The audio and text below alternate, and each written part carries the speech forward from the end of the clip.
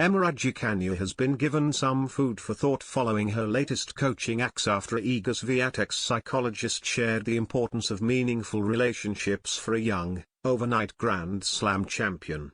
The Pole won her first major title as an unseeded 19-year-old at the French Open, while Raducanu won the US Open as an 18-year-old qualifier, though Swiatek has since gone on to reach world number 1 and win 7 more titles. Raducanu is making her French Open debut, playing just her second Grand Slam tournament since winning the US Open as the 150th ranked qualifier last year. She was unable to get past the second round in Australia earlier this season, with her best result since her Grand Slam title coming in the quarter-finals of Transylvania and Stuttgart, as she lost to the world number 1 in the latter tournament.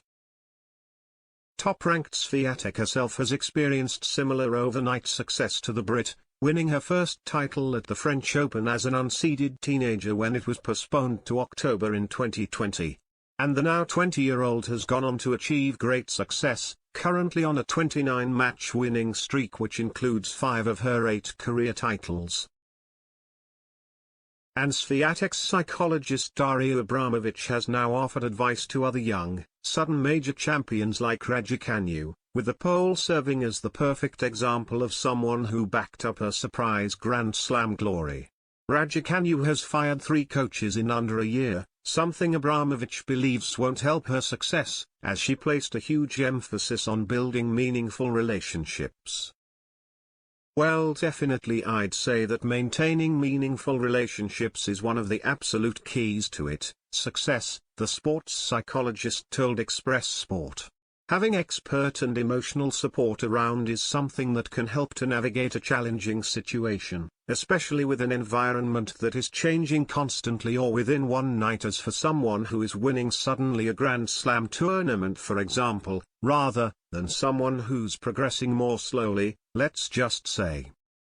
But still, I would say the first and one of the more important parts would be to maintain these relationships. The world number 12 has opted to do the opposite since her triumph in Flushing Meadows, first parting ways with Andrew Richardson, her LTA youth coach who guided her to the US Open title, for someone with more experience on the Pro Tour following her sudden rise up the rankings.